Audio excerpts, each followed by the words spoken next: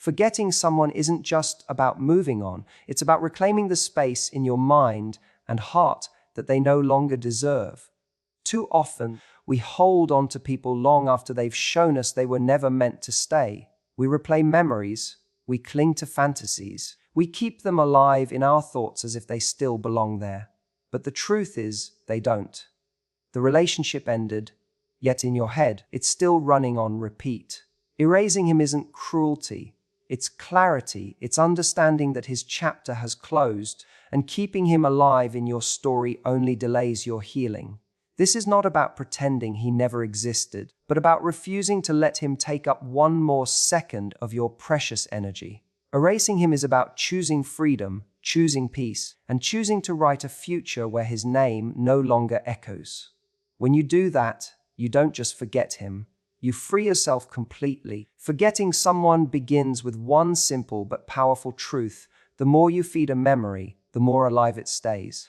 Every time you replay the conversations in your head, every time you check his social media, every time you wonder what he's doing or who he's with, you're not letting go, you're keeping him alive in your life. It's like watering a plant you claim you want to die. You can say you want to erase him, but if your actions are still nurturing the connection, then you're the one prolonging the attachment. That's why the first step to forgetting him is to stop feeding the memory. Memories are like embers. Left alone, they lose their heat, but the more you fan them, the more they reignite. Every text you reread, every picture you keep scrolling back to, every what if you run through your mind, it's fuel, and fuel burns. It doesn't matter how much you say you've moved on if, in secret, you're still giving him the power of your attention. Erasing him means starving that flame until it dies on its own. Think about it. What do you get when you revisit those memories? Do you find answers? Do you find comfort? Or do you find yourself stuck in the same loop of pain and longing? Replaying the past doesn't give you closure, it robs you of peace.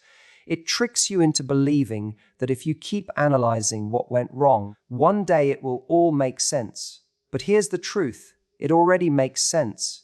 He is no longer part of your life. That's the only fact that matters. Everything else is noise that keeps you tied to something that no longer exists. Stopping the feeding of a memory doesn't mean suppressing your emotions or pretending you were never hurt. It means consciously refusing to give more energy to something that drains you.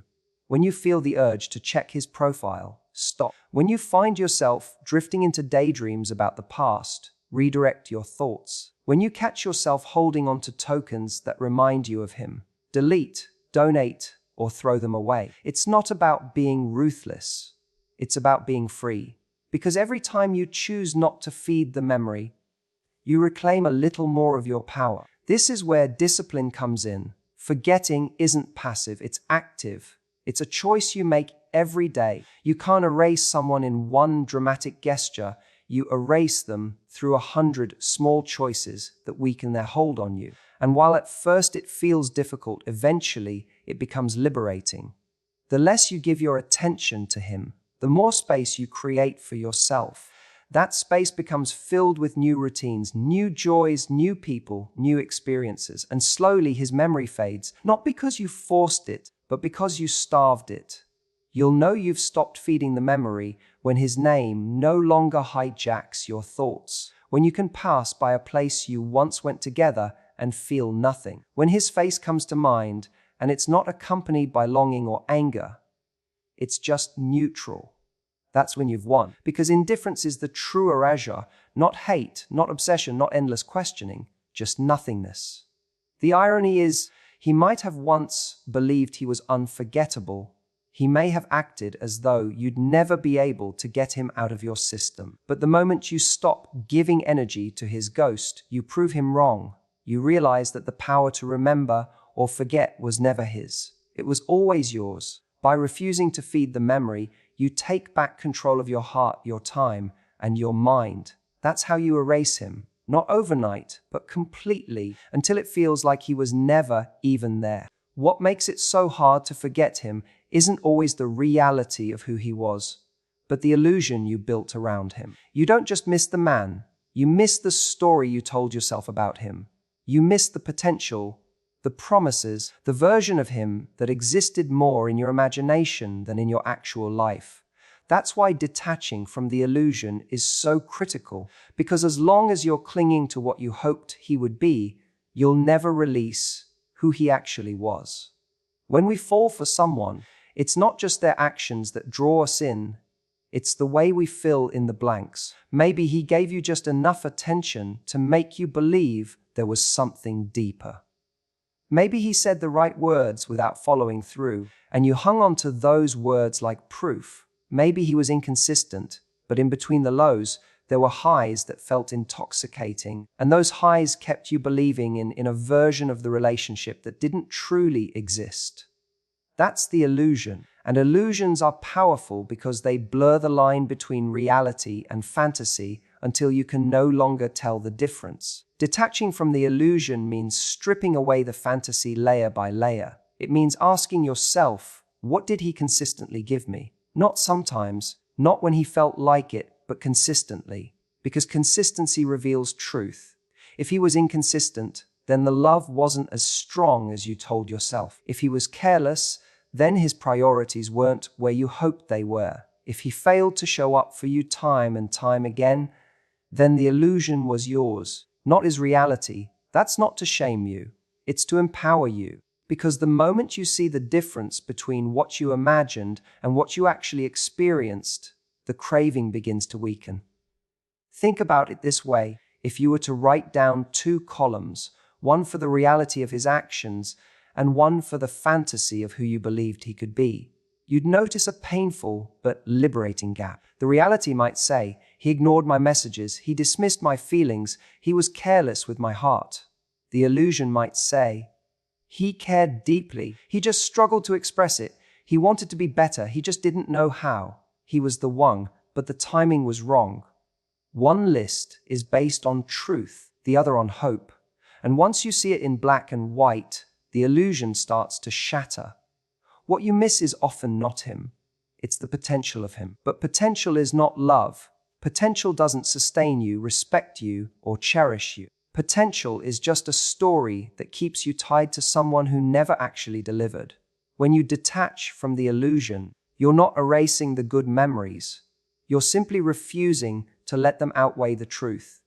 You stop saying, but he could have been everything, and start saying he chose not to be. That shift is everything because it anchors you in reality. And reality, as painful as it is at first, is the only thing that sets you free. The reason illusions feel so hard to let go of is because they give us hope. But here's the irony, that hope isn't for him, it's for yourself.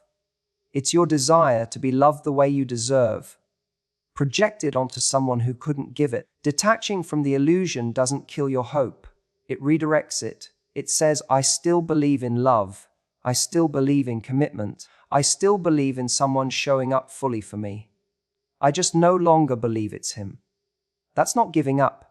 That's choosing wisely. So when you let go of the illusion, you see him clearly, not as the man you dreamed he was, but as the man he actually showed himself to be. And when that truth sinks in, the grip loosens. You stop longing for a ghost and you start making space for someone real. That's how you forget him, not by erasing the memories, but by erasing the illusion that kept you bound. When you love someone, you don't just give them your time, you give them your energy. You pour yourself into the relationship, into the conversations, into the little gestures that show you care. You think about them when you wake up, you plan your day around them, you replay their words in your head. And when it's over, it feels like you've lost a part of yourself. But the truth is, what you gave wasn't lost, it was borrowed. That energy was always yours, and now it's time to reclaim it.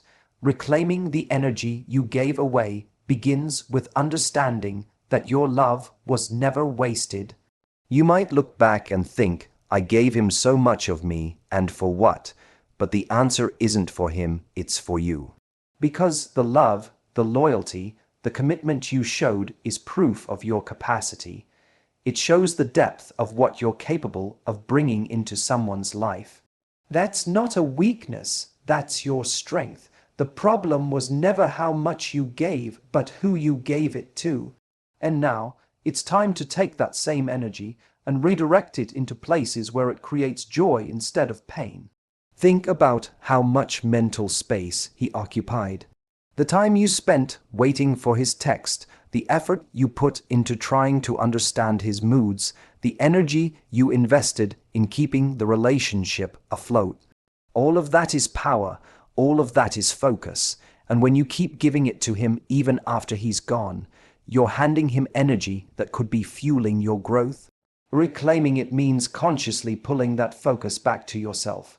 Every time your thoughts drift to him, remind yourself, this energy belongs to me now. Then use it on your goals, your passions, your healing, your joy.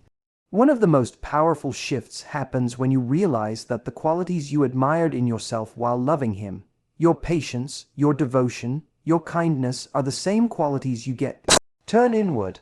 Instead of waiting for him to appreciate them, you start appreciating them yourself. Instead of hoping he'll finally recognize your value, you begin to recognize it on your own. That's what reclaiming energy looks like. It's no longer about pouring into a person who doesn't hold space for you. It's about filling yourself up so completely that you no longer crave validation. From the wrong place, of course, at first, it feels strange. You're so used to giving that it feels unnatural to redirect. You may feel guilty for focusing on yourself or wonder if it means you're becoming cold, but self-focus isn't selfishness, it's survival. And it's the only way you truly erase someone, because when your energy is consumed by your own growth, by your own happiness, there's no room left for his ghost. This is where you begin to notice the shift. The time you once spent overanalyzing his words, you now spend reading, creating, building. The energy you once spent crafting texts he might ignore, you now invest in people who actually value your effort. The emotional bandwidth you wasted on his carelessness, you now devote to nurturing yourself. And slowly, your life fills up with things that are so rich and satisfying that the thought of giving him any more of your energy feels absurd. Reclaiming the energy you gave away is also the greatest revenge without trying. Because while he may have expected you to stay stuck on him, to keep feeding his ego even in absence, instead you flourish. And the best part, you don't need him to witness it. Your glow-up doesn't need his validation. It only needs your recognition that the love you once poured outward now belongs inward. In the end, reclaiming your energy is how you rewrite the story. It changes the narrative from "he drained me" to "I grew because of me." It shifts the power from his hands back to yours, and when that happens, forgetting him isn't even an effort anymore, it's a byproduct. Because a woman who knows how to reclaim her energy has no room left for a man who wasted it. Missing him often has little to do with love and everything to do with habit. When someone becomes a regular part of your life, their presence wires itself into your routines. You text them when something funny happens, you call them at the end of the day, you expect them to be there in certain moments. And when they're gone, it feels like withdrawal, not because they were the only person capable of making you happy, but because your brain became conditioned to reach for them. That's why forgetting him isn't about erasing every memory, it's about replacing the habit with healing. Habits are powerful. They don't ask for permission, they just run on autopilot. You might find yourself unlocking your phone to check if he messaged, even though you know he won't. You might scroll back through old conversations, not because they bring comfort, but because you're used to seeing his words. You might even catch yourself reliving old dates or moments just because your mind doesn't know where else to go. This is the grip of habit. It convinces you that the absence of him is the absence of happiness, when in truth, it's just the absence of routine. Healing begins when you interrupt that cycle. It's about consciously breaking the automatic patterns that keep you tied to him and replacing them with actions that restore you. Every time you feel the urge to reach for your phone and look him up, do something else, something that nurtures you. Go for a walk, read a chapter, write down your feelings instead of suppressing them. These aren't just distractions, they are rewiring tools. Each new choice tells your brain, I don't need him to feel full. I can create my own anchor. Over time, those new choices become the new habit, and the old ones lose their pull. Healing also requires facing the emotions you've been avoiding. Habits often form to keep us from sitting in the discomfort of loss. We scroll, we reminisce, we cling to the old routine because it feels safer than feeling the pain. But true healing comes when you allow yourself to grieve without feeding the cycle. Cry if you need to. Journal the truth of how he hurt you. Talk it out with someone who reminds you of your worth. These acts aren't weakness, they're release. And every release creates more space for your healing to take root. The beauty of replacing habit with healing is that it gradually shifts your identity. You stop seeing yourself as the person who waits for his text, who replays his absence, who keeps reliving what's already over. You become someone who fills her own life so completely that the old routines no longer fit.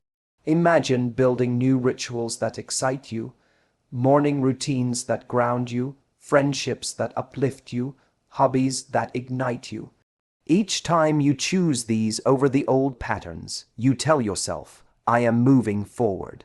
And one day, you wake up and realize you haven't thought about him in weeks, not because you forced yourself to forget, but because you built a life too big for his shadow to occupy. The truth is, habits can either chain you or free you.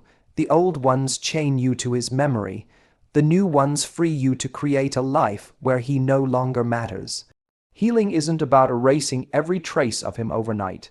It's about consistently choosing yourself in the small, everyday moments until he fades naturally. And when that happens, forgetting him doesn't feel like a battle anymore. It feels like breathing, because you've replaced the reflex of reaching for him with the habit of reaching for yourself. That's when he's truly gone. Indifference is the most powerful form of forgetting, because it means he no longer has the power to affect you in any way. Love ties you to him, hate ties you to him, even longing ties you to him, but indifference, that's freedom. That's when his name doesn't stir emotion, his face doesn't trigger a reaction, and his absence doesn't feel like a wound. It's not that you pretend he never existed, it's that his existence no longer matters, and reaching that point is the ultimate act of erasure. At first, indifference feels impossible. In the beginning, everything about him sparks something in you. A song, a street, a scent, all of it feels like it has his fingerprints on it. You might even confuse anger for progress, telling yourself that hating him means you've moved on. But hate is still an attachment. It's still energy spent on him. True detachment is when you don't feel the need to love or hate. You simply don't care. And getting to that place isn't about coldness. It's about healing so deeply that he no longer occupies emotional real estate in your life. Indifference is built through perspective.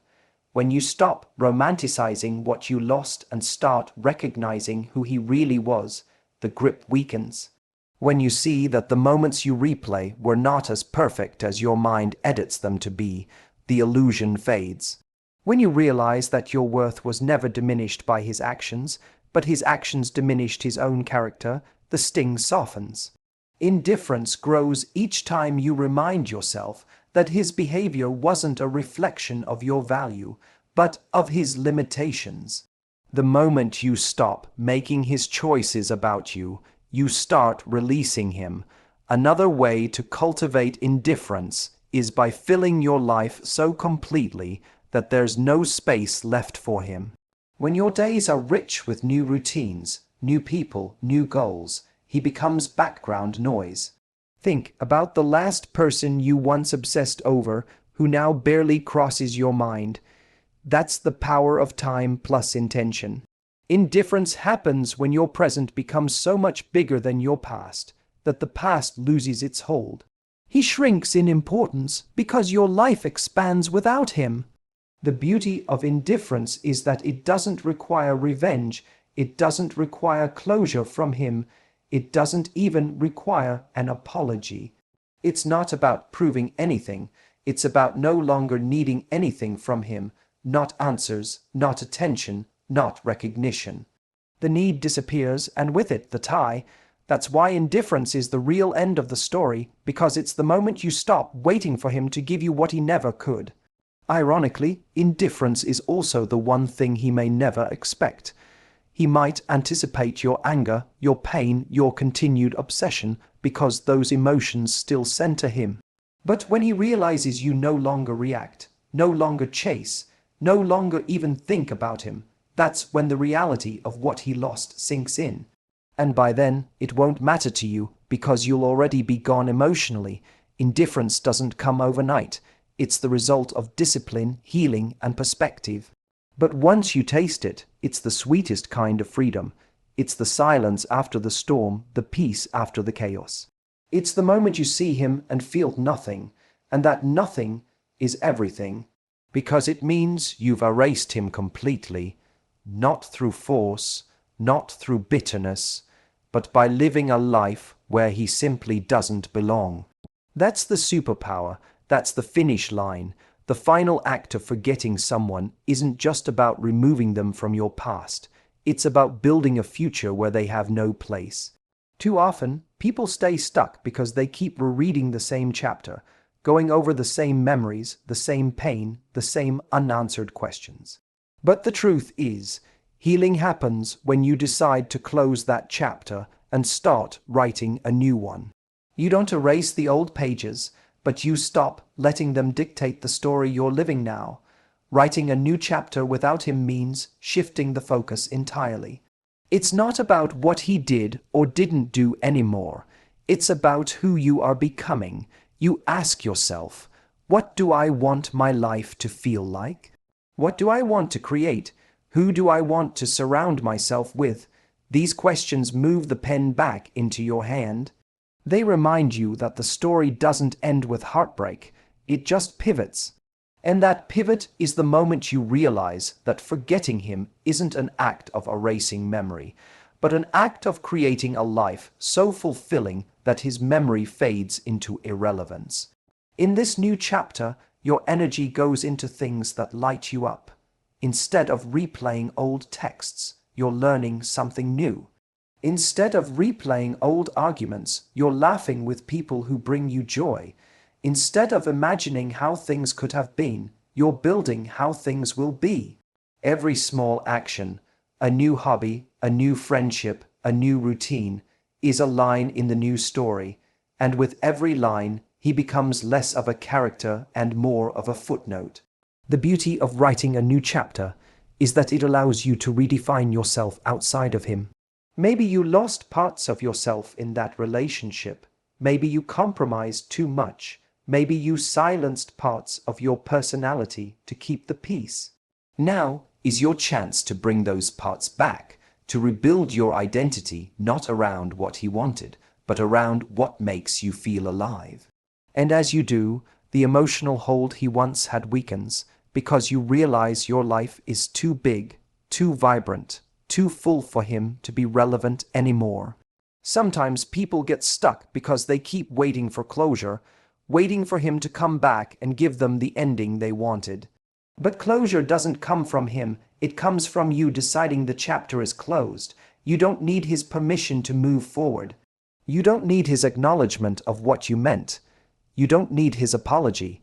What you need is your own commitment to stop carrying him into your future. That's how the forgetting becomes permanent, not because you erase your history, but because you stop dragging it with you. And here's the truth, the new chapter you write will be the one that defines you, not the one he was part of. People may have hurt you, but they don't get to own your story. Your resilience, your courage, your ability to rebuild. That's what becomes your legacy. One day, you'll look back on this heartbreak not as the end, but as the spark that pushed you to rewrite your life in a way that feels richer, freer, and truer than it ever was before. When you write a new chapter without him, you stop living in reaction to him. You stop making choices based on what he did, or how he left, or what he took. You start making choices based on you, and that's the ultimate act of forgetting, because in this new story, he's not the villain, he's not the hero, he's just irrelevant. And when someone is irrelevant to your future, they're already erased from your present. That's when you know you've forgotten him completely. Forgetting him completely was never about punishing him. It was always about liberating you. You erased him not with anger, not with bitterness, but by reclaiming your energy, breaking the habits that kept you tied, choosing indifference as your superpower, and writing a chapter so new and vibrant that his shadow simply couldn't follow you. That's the beauty of letting go. It doesn't leave you empty, it leaves you open. Open to growth, to love, to a life that has nothing to do with his absence and everything to do with your presence. So the next time you're tempted to look back, remind yourself, he was a chapter, not the book. And the book is still being written by you, for you, with no second chances for someone who never deserved the first. Forget him the way he forgot to value you. Erase him like he never mattered, because your story, your joy, your freedom, that is where the real power begins.